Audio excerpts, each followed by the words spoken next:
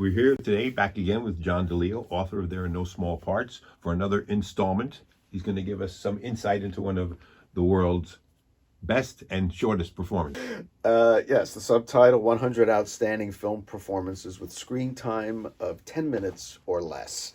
And today we're going to talk about number 100, the last performance in the book from 2019. It's Al Pacino in Once Upon a Time in Hollywood. If you recall, he plays Leonardo DiCaprio's new agent.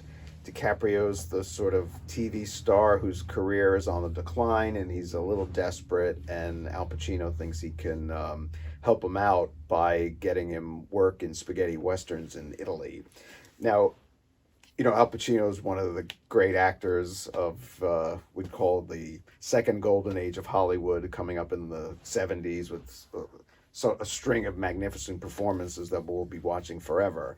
Of course, the two Godfather movies and Serpico, and maybe my favorite performance of his is Dog Day Afternoon.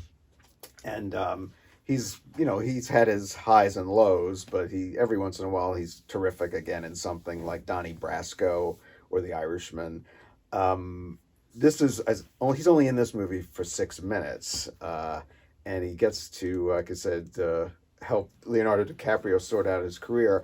But what I kind of love about it is that, Pacino often gets accused of being a big ham in more recent years. Not in the 70s so much, but in more recent years, that he can't wait to start yelling and screaming. But he's pretty subtle in this one. And he's playing a schmoozy agent, but he's very likable, very personable, but you can see the wheels turning, that he uses his charm and his manners, his likability to get things for people. He's really good at what he does. Mm-hmm. And so I think it's a very sort of savvy, kind of subtle performance from him. But and he's a good agent, and he does get him the work. And so you feel like he's maybe a schmoozer, but he knows what he's doing. He's good at his job. He's not a con artist of any kind, mm-hmm. or it's kind of lying to DiCaprio. But it's nice the way he gets DiCaprio's confidence with, like I said, his likability, his politeness,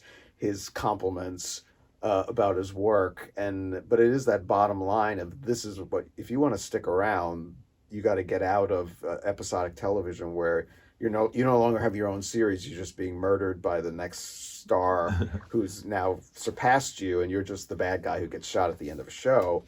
And so he's able to sort of tell it like it is, but the medicine goes down pretty well, because you can tell he's handled people in this situation before. So I think probably when you're an actor and you've been in the business as long as Pacino has, when you're playing people in the business, you know things that most of us don't know, because you've been in those rooms, you've had those conversations, you've all had, like I said, low points where somebody told you had to do something different and get out of the head you were in, say, and just take a new path. And so I always think it's very interesting when stars play stars, or anyone involved in the business, in the arts, they do know things, and they can bring it to the work. And what were the circumstances that made him accept such a small role? Did you do it as a favor, like some of the other people you told us about? Well, I think, when a big star takes a small role, he really is just doing a favor. It's not like he couldn't get a job with a role longer than 6 minutes. He probably had respect for Quentin Tarantino. Did he leave his car running while he was He probably had respect for Tarantino, and Tarantino was thrilled, like, what the gravitas you could bring to this small role with just you entering the room. And so I think if people respect each other and the project is interesting, you want to be a part of it, you don't have to always hog all the attention to say yes. And so that's nice. So like I said, in the book, sometimes it's unknowns in small roles where you never knew that actor's name, but it was that some interesting person. You remember the character, but not the actor. Or some striking film debut like Robert Duvall in To Kill a Mockingbird, or Gene Wilder in Bonnie and Clyde. But this was more in the category of like Marlene Dietrich in Touch of Evil, or Gene Hackman in Young Frankenstein, where we know who you are, we're delighted you joined us, and we can see why you'd want to be in this, mm-hmm. even for a few minutes, because it's worth it.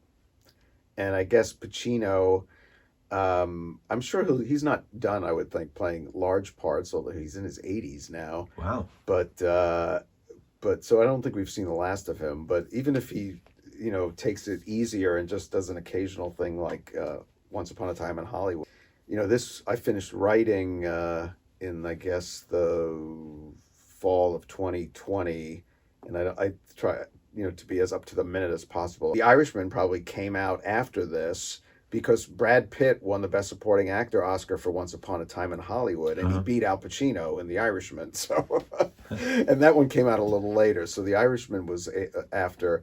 But I'm not thinking of another big thing that he was in. But So we'll look for his next one that you predict will be on the horizon. okay, that sounds good. Thanks again for spending time with us, John. And the book again is? There Are No Small Parts. 100 outstanding film performances with screen time of 10 minutes or less. We highly recommend it. Thank you very much. Thank you.